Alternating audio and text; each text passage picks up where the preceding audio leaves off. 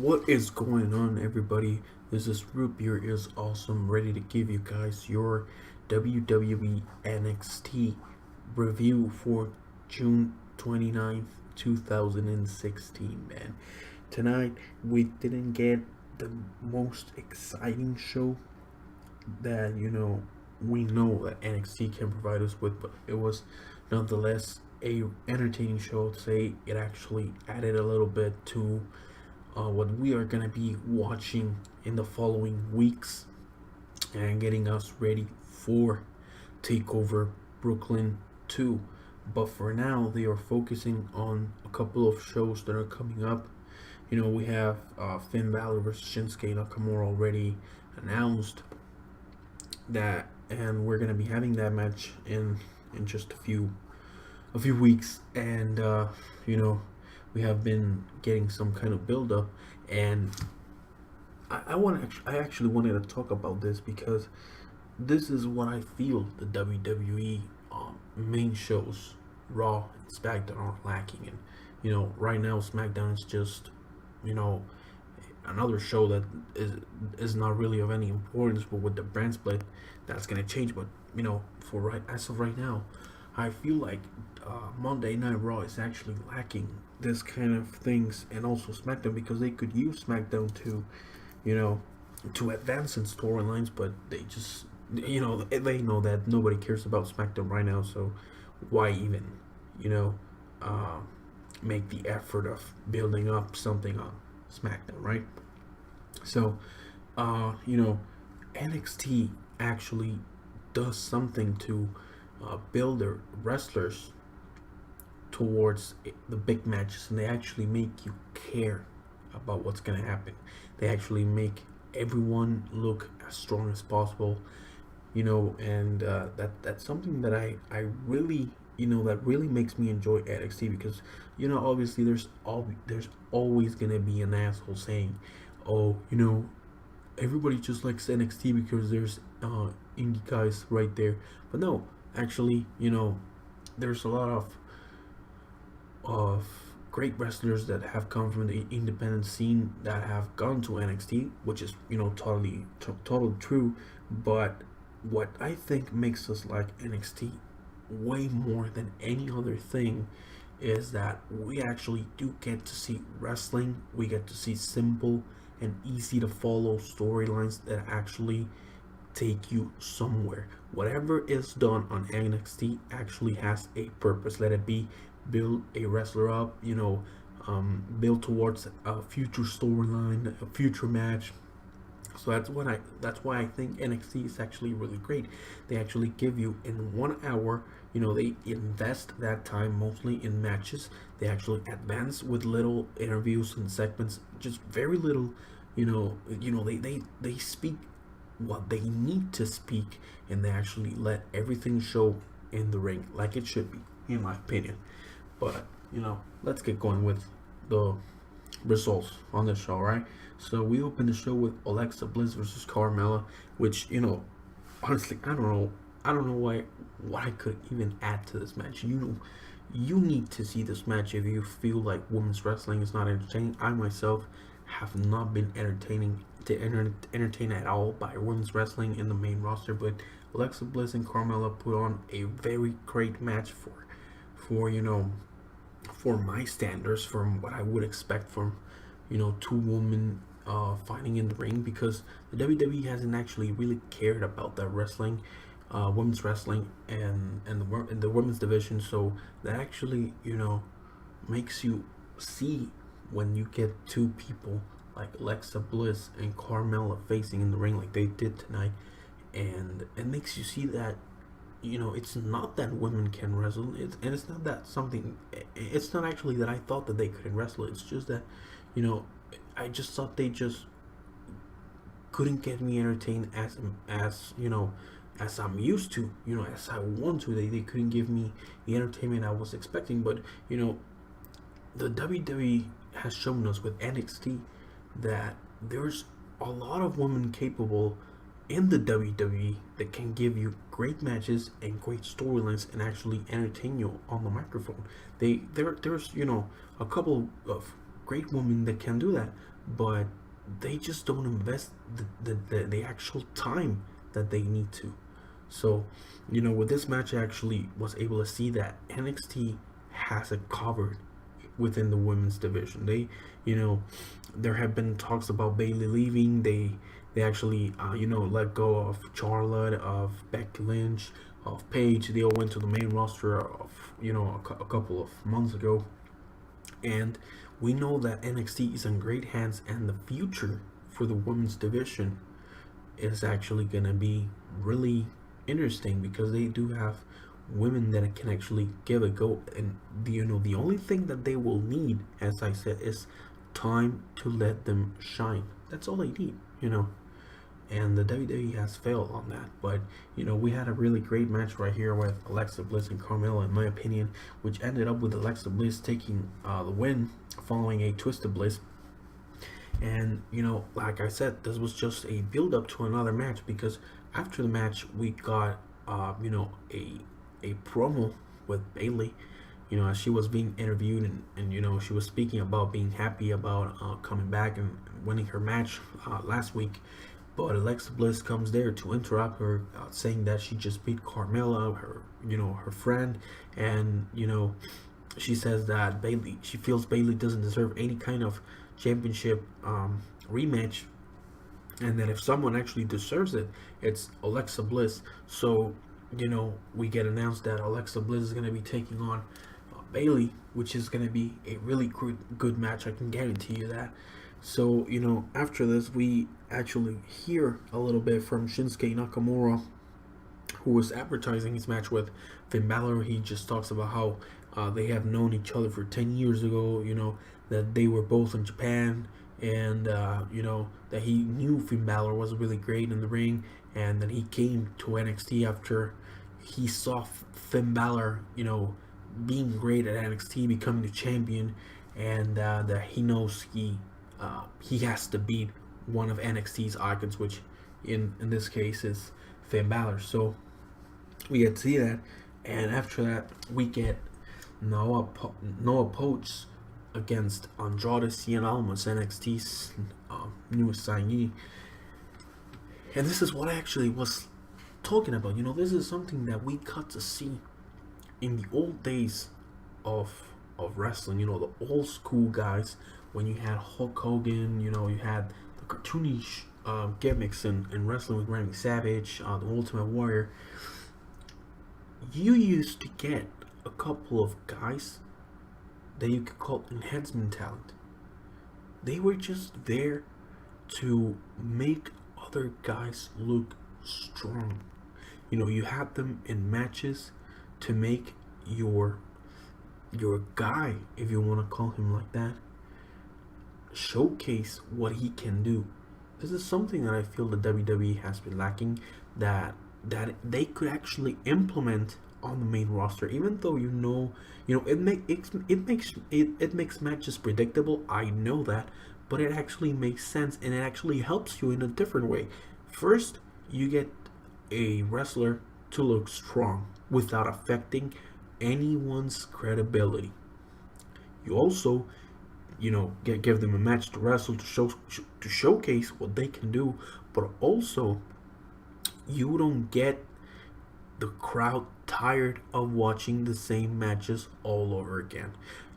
Back then, I remember, in 2007, we were all wanting to see John Cena versus Randy Orton, and we actually got that at SummerSlam.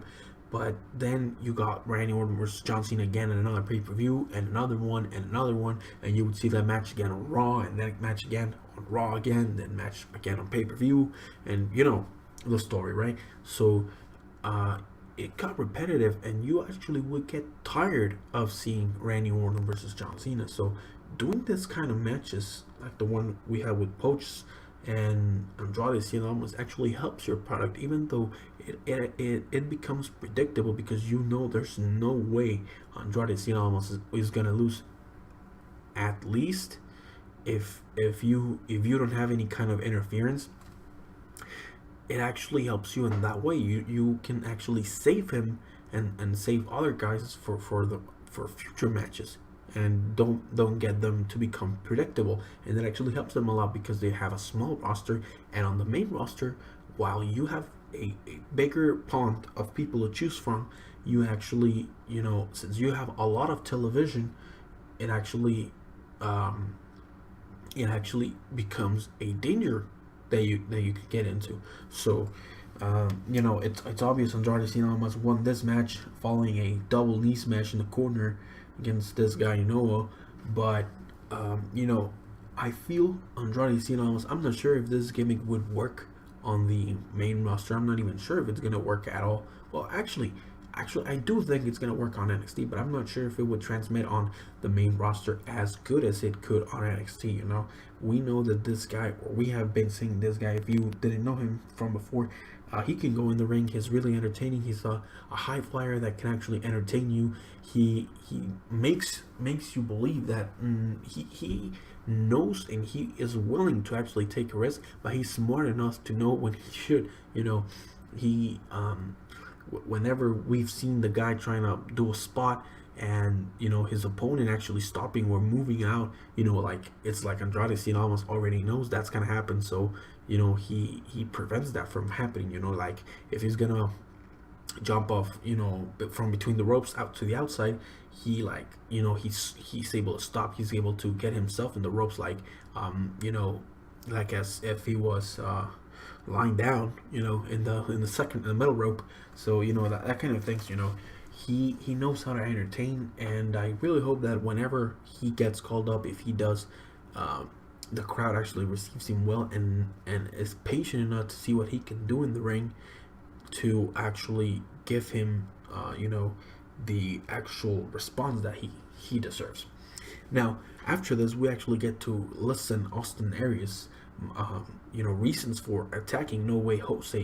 At an interview, Austin Aries says that he's great, that he came to the NXT roster, and the actual NXT fans didn't actually receive him the way he should have. That he's great, and that here comes a guy like No Way Jose who is just dancing and all that, and people actually cheer his name. So Austin Aries speaks about how he should be, how he's the greatest thing, and pretty much put himself over. We knew this was gonna happen. He was gonna have a match against No Way Jose, and we still don't know when that's gonna happen, but we know for sure it will happen. And after this, we actually get to hear from Finn Balor, who just as Shinsuke Nakamura put himself, put both of them over, and spoke a little bit about how long he's been knowing Shinsuke for. He says that whenever he got into Japan as he was 24 years old, it was Shinsuke who actually helped him, get used to Japan, to their type of wrestling, and he said that he actually was willing to do the same for Shinsuke when he arrived at NXT, and that he doesn't know if he's an icon just as Shinsuke called him, but they're gonna face each other, and it's gonna be a great match.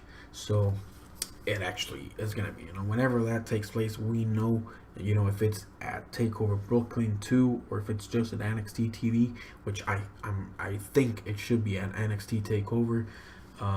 We know that that's gonna be match of the night. It's gonna be match of the night. There's just no way around it. And finally, on the main event, we get the Hype Bros, Zack Ryder and Mojo Rawley against Johnny Gargano and Tommaso Ciampa. And right here we got another really entertaining match. And all in all, this was an entertaining NXT, but it's just I feel this was just not living to other NXTs. But nonetheless, it was a entertaining match and entertaining show that in which both teams actually got to showcase themselves. They actually both looked strong, but we had Tana winner, which in this case was Gargano and Ciampa, after an impact sandwich on Zack Ryder. They were actually brawling, and Mojo Rawley was taking out when he was smashed against the steel steps, and it was after that Zack Ryder got attacked by both of them, and you got the Impact Sandwich, who actually got them to Gargano and Ciampa to win. After that, they do take a microphone and they start speaking about that they defeated the Revival, Dawson. What does that actually tell you? They won a NXT Tag Team title match. But just as that, we had been getting, known that American Alpha was going to show up today. So it was right here when we saw both Jason Jordan, Chad Gable, American Alpha interrupting Gargano and Ciampa. They come out to the ring and they say, "We know that you actually defeated the Revival, but it is us who are in front of the line to get a championship match." So the Rival comes out and they start saying that that Ciampa and Gargano actually don't have what it takes to take on them, and that they are not gonna be giving American Alpha either the championship match, because as far as they're concerned, Alpha is just the name that they use, but they are more like Beta, and that the Revival is actually the ones ruling the situation on NXT. So they start speaking about how they take the decisions right there, that they're gonna be doing the things are gonna be done the way they want to. And William Regal comes out interrupting the Revival, and William Regal says this is NXT, so you guys are not gonna tell us how things are gonna be done. I am gonna be the one telling everybody how things are gonna be done. And he says that he understands that Gargano and Ciampa actually defeated the Revival, and that they are indeed in line for the WWE NXT Tag Team titles. We are going to be having American Alpha versus the Revival in a 2 out of 3 falls match for the NXT Tag Team Championships next week. So Regal goes out, Gargano, Ciampa shake hands with American Alpha, and they start leaving the crowd. We hear the American Alpha's theme music play, but just as that happens, we see the Authors of Pain come from the crowd and attack American Alpha from behind. Then Gargano and Ciampa try to come back and help them, but they get taken out by the Authors of Pain, who in the end actually do take American Alpha out. There was a moment where Jason Jordan was actually attacking the Authors of Pain and trying to take them out, but he was overpowered by both of them, who ended up leaving as their manager came out. So they left the ring, and that's how the show finished. So there you go, guys. This was the review and results for NXT, which I would say again, it was entertaining, but it was not as great as you would expect an NXT show to be. Now, I also want to take the chance to, say sorry, guys, for not giving you the NXT review for last week and this week's WWE Monday Night Raw review. I actually didn't have time to record the NXT review, and as for Raw, I did watch the show, but I was, I had a lot of things to do on Monday night after Raw, and I actually did plan to sit on here and do a review despite everything, but I was really pissed off, I gotta admit, about what happened on WWE Monday Night Raw, when this whole Roman Reigns situation, which it's actually something that would take me a lot of time to speak about. I was really pissed off about what happened, getting almost getting John Cena and AJ Styles involved in this match, and after John Cena lost, it was obvious that AJ Styles was going to lose too, same way as John Cena did. And the fact that even the Reigns acknowledge Roman Reigns being suspended, and being suspended because of this wellness policy, they still kept Roman Reigns in the match. Well, but that just serves a talk on its own, because it would take a lot of time to speak about it right here. So there you go, guys. This is your NXT review. It's a show that I would recommend to watch. I think the greatest match of the evening, despite everything, was Alexa Bliss versus Carmella. It was a great match. If you're not into women's wrestling, this could very well make you a fan.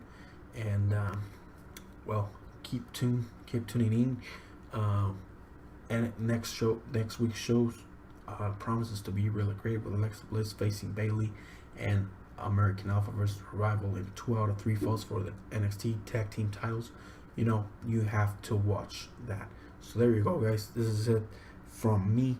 I hope that you guys enjoy. If you did, smash the like button, comment below whatever you thought about the show, and if you're new, subscribe to this channel. I'll keep working on getting more WWE show reviews.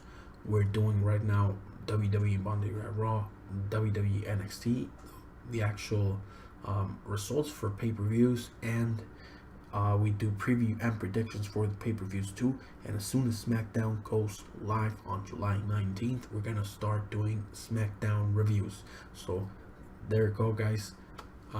This is Rob, you're as awesome, and I'll talk to you guys later.